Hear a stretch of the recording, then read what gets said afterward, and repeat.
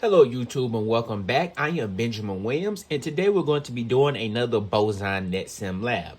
Today's lab is going to be on exploring and configuring switch trunk ports. So let's go ahead and read our objective for this lab right here. It says in this lab you will learn how to configure and verify trunk ports on a switch. You will also learn about dynamic trunking protocols DTP modes. Access ports on switch 1 and switch 2 have already been configured. Switch 1 and switch 2 have been configured so that cells 1 and cells 2 send traffic on the VLAN 10 and so that HR1 and HR2 send traffic on VLAN 20. All right. So if we take a look at our lab topology, we can tell that we have two switches and this connection between switch 1 and switch 2, which is both of their fast Ethernet 0-1 interfaces or ports. This is where our trunk port is going to be. All right. And we just read that cells 1 and cells 2 are going to be on VLAN 10. And these ports, so fast Ethernet 011 on switch 1 and fast Ethernet 011 on switch 2 will be our access ports. And then we have fast Ethernet 012 on switch 1 and also fast Ethernet 012 on switch 2. Those are going to be access ports as well for VLAN 20. All right. So everything looks good. Let's go ahead and read our commands for this lab. Of course, we have configure terminal, which enters global configuration mode from privileged exec mode. We have enable, which enters privileged exec mode. We have end, which ends in exit configuration mode. We have exit, which exits one level in the menu structure. We have interface type number, which enters interface configuration mode. We have ping IP address, which sends an ICMP echo request to the specified address. We have show interfaces type number switch port, which displays interface switch port information. We have show interface type number trunk, which shows interface trunk information. We have switch port mode trunk. We have switch port mode dynamic auto, or we have switch port mode dynamic desirable. And this configures the DTP mode for an interface. We have switch port no negotiate, which disables DTP on an interface. And we have switch port trunk encapsulation .1Q, which configures an interface to use 802.1Q encapsulation. So let's take a look at our IP address information that's going to be on each device. Of course, we have switch 1. Switch 1 is going to have an interface for VLAN 10 and also VLAN 20. Those IP addresses for switch 1 for VLAN 10 is going to be 192.168.10.1. And for VLAN 20 on switch 1, it will be 192.168.20.1. And both of these subnets are going to use a /26 subnet mask, as we can see from the subnet mask. And switch 2 is going to have two interfaces for VLAN, well, one interface for each VLAN. So for VLAN 10 and for VLAN 20. For VLAN 10, its IP address is going to be 192.168.10.2.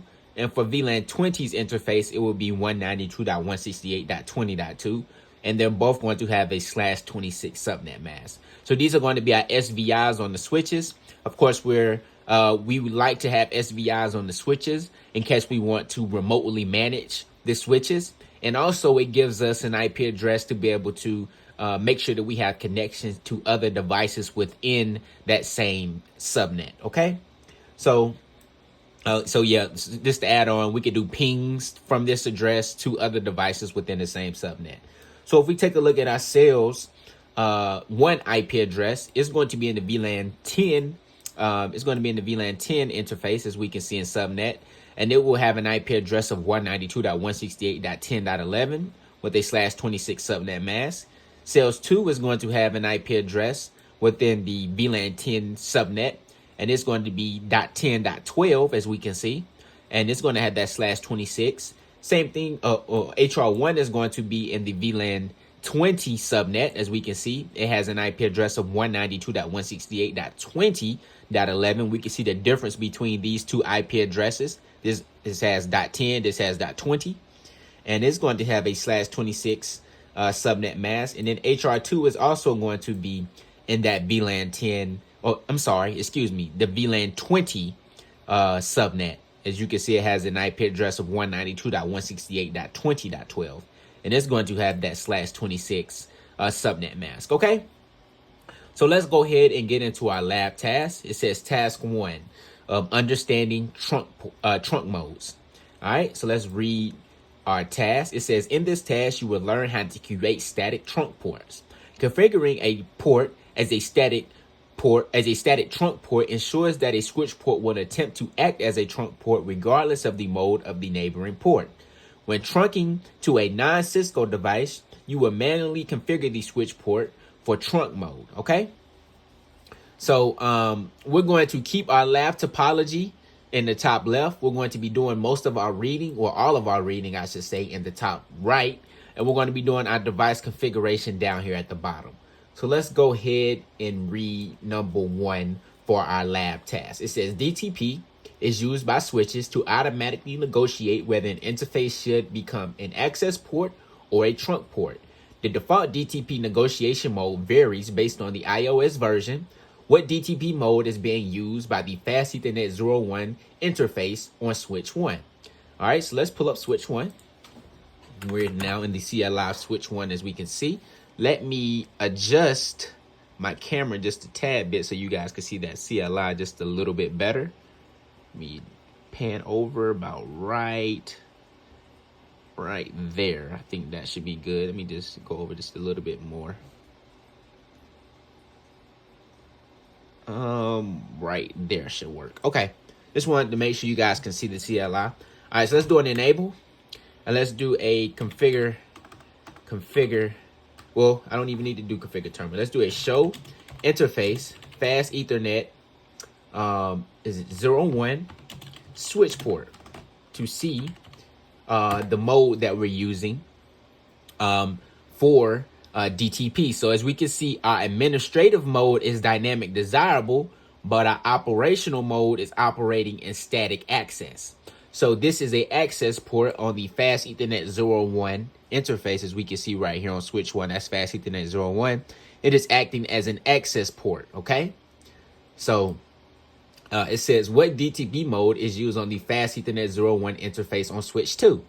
Let's do that same command over here on switch 2. So let's give an enable. And let's do a show interface Fast Ethernet 01 switch port.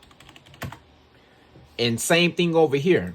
It has an administrative mode of static access. So that's different from switch 1, but it still has that same operational mode of static access as switch 1. So that is something that we are going to have to change within this lab right here, okay? And I can see that the output is just a little bit cut off. So let me adjust my camera just a tad bit. Bottom side of it is cut off. All right, I think right there it works. All right. So let's go ahead and move on to question number 3. It says from sales 1 ping sales 2, which has an IP address of 192.168.10.12. Is the ping successful? Why or why not? So let's go to sales 1. Let's ping to 192.168.10.12. And as we can see, these pings are failing.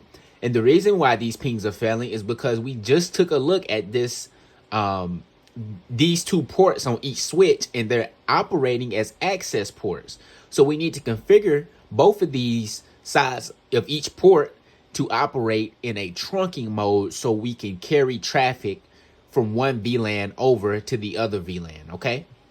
All right, so let's go ahead and read question number 4. It says to ensure that a trunk forms between 2 switches, you should statically configure the encapsulation type and the trunking mode on both interfaces. There are 2 encapsulation methods that can be used to tag VLAN traffic. Enter switch link ISL in 802.1q. ISL is a Cisco proprietary trunking protocol. However, ISL is not supported on newer Cisco switches. 802.1q is a standards-based protocol that supports native VLANs. Like newer Cisco switches, NetSim only supports 802.1q. All right, so it says right here, configure the Fast Ethernet 01 interface on switch 1 for 802.1q encapsulation. Then permanently configure it as a trunk port. Do the same for the Fast Ethernet 01 interface on switch 2. So let's go over to switch 1 first. All right, let's do a configure terminal. All right, and let's go into interface fast Ethernet 01. All right, and let's give the command of switch port trunk encapsulation .1Q, and let's do a switch port mode trunk.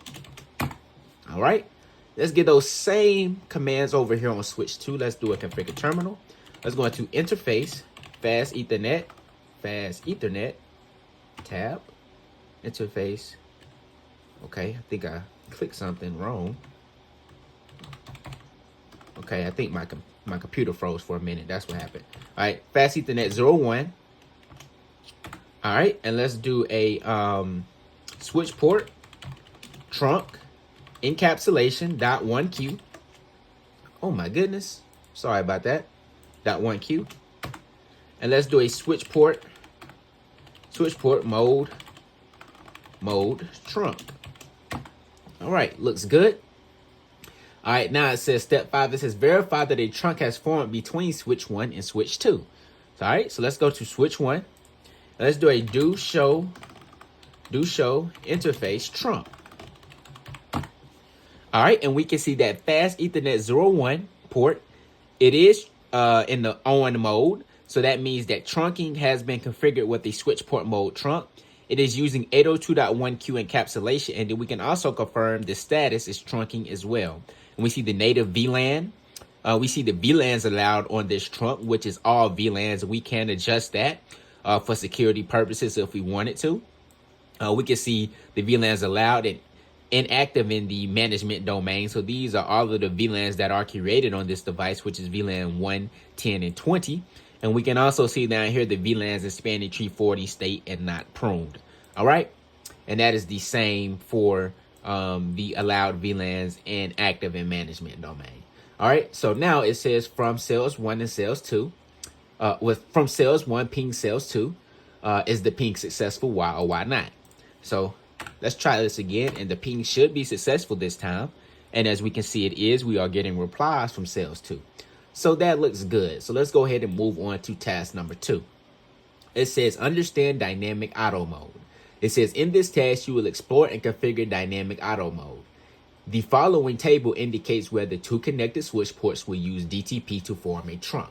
So basically right here, we have a table that has switch 1 in these rows, and then switch 2 uses these columns.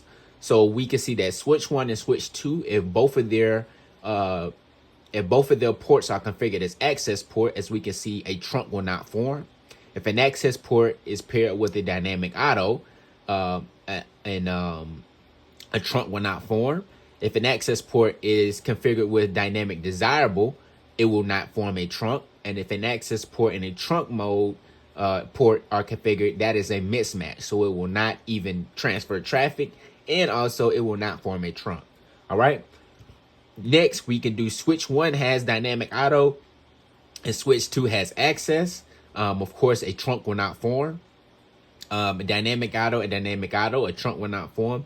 But dynamic auto and dynamic desirable, a trunk will form. And dynamic auto and trunk, of course, a trunk will form as well. All right. So this is just the decision table. This is good information to go over and know. But for now, we're going to go ahead and move on to our first task within task 2. All right. So it says an interface that uses dynamic auto mode operates in access mode unless the neighboring interface actively negotiates to operate as a trunk port. Configure the fast Ethernet 01 interface on switch 1 to use dynamic auto mode. Did a trunk form between switch 1 and switch 2?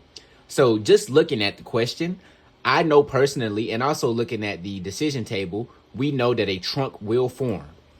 And that is because switch 2's mode is trunk. So switch 2 is actively trying to form a trunk, and switch 1 is going to be more subtle about it. It's going to say, hey, switch 2, if you want to form a trunk, we can, but I'm not going to I'm not going to negotiate or actively try to negotiate a trunk. So let's do a switch port mode, dynamic auto, All right, and we just entered that. So now it says on switch 1, verify that a trunk has formed between switch 1 and switch 2. Well, let's confirm that. Let's do a do show interface trunk. And as we can see, the fast Ethernet 0 and 1 port is now operating in auto mode. It is using 802.1q encapsulation. And as we can see, the status is still trunking. And that is because of what I just explained, okay? So now it says from cells 1, ping cells 2. Is the ping successful? Why or why not? Well, the ping will still be successful because we still have this trunk link between switch 1 and switch 2. Let's go ahead and confirm. Let's get that ping. And as we can see, we are getting replies. So the ping is successful and it does work, okay?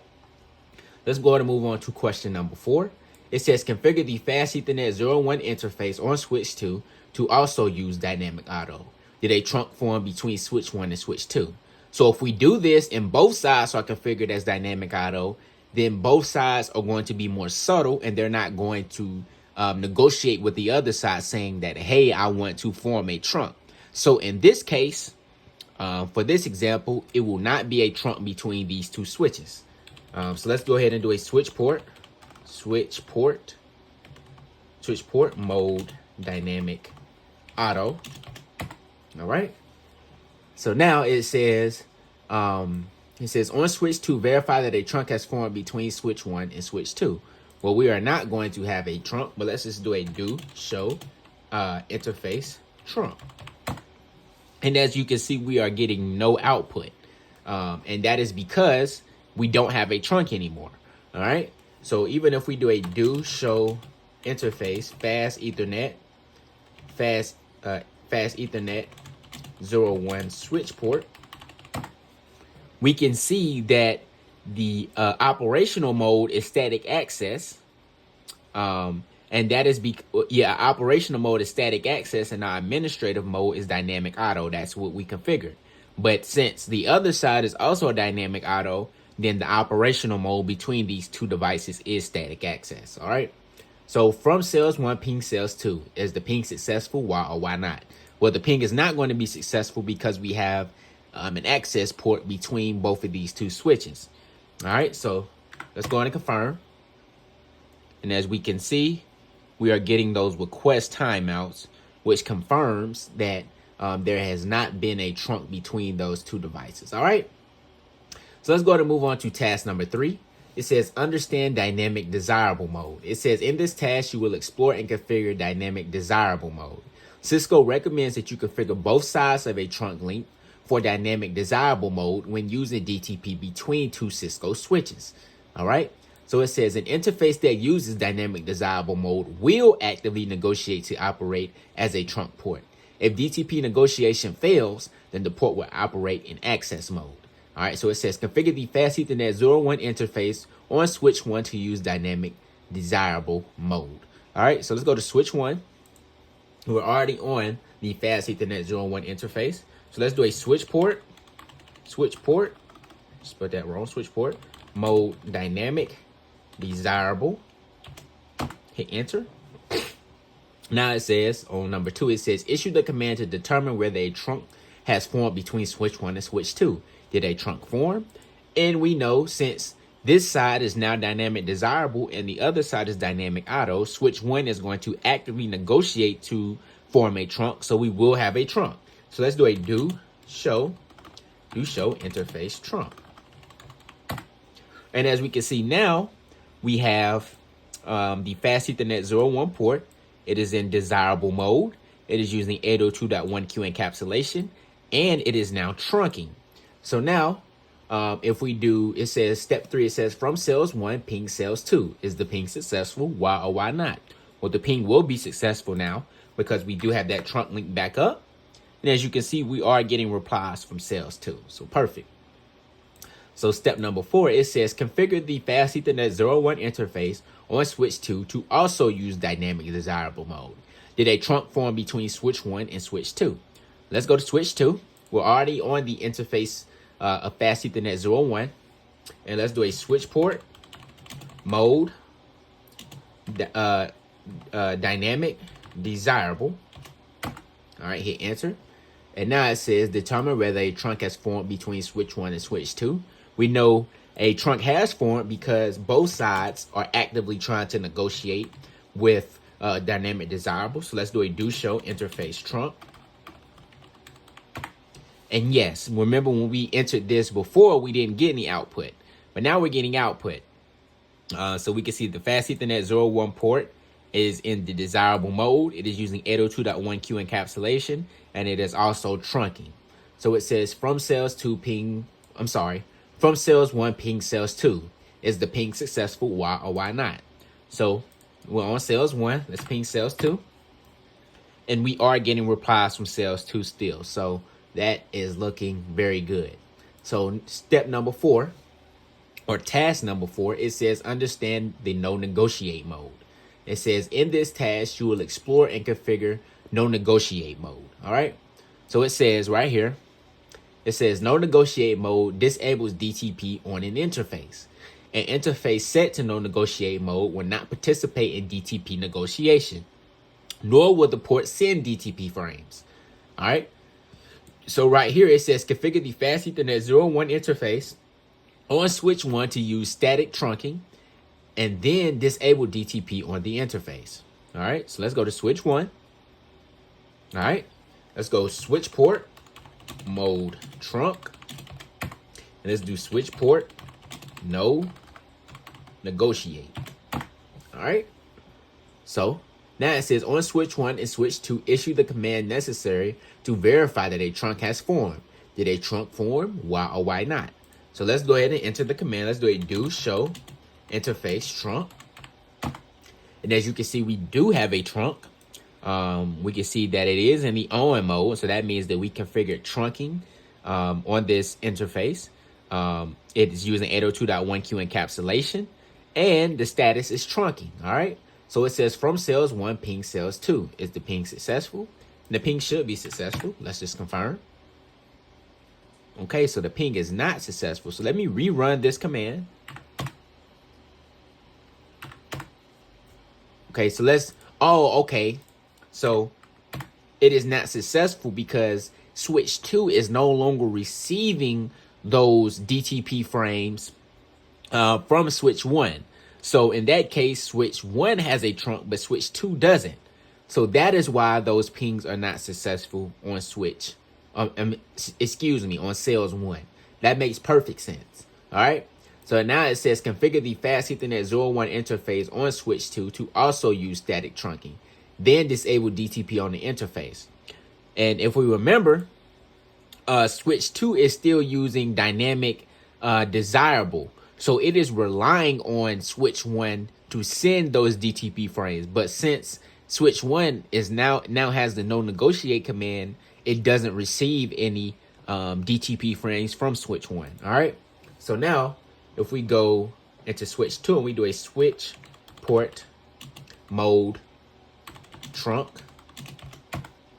and if we do a switch port no negotiate, all right, and it says determine whether a trunk has formed between switch 1 and switch 2. The trunk should have formed this time because we configured both sides to operate in the trunking mode. So we can see that if we do a do show interface trunk, we can see that it is in the on mode. It is using 802.1q encapsulation, and that it is trunking. Now let's give this same command back over here on switch 2 again. Let's do a do show interface trunk. And now, as we can see, we do have the mode on for trunking. We do have 802.1q encapsulation, and the status is trunking. All right. So this ping should now be successful. All right. And yes, the ping is now successful. We just did this last step from cells 1 ping cells 2. All right. So now let's go ahead and hit grade, and hopefully we did everything correctly. And we did. So I appreciate you guys for watching this one, and I'll see you in the next one.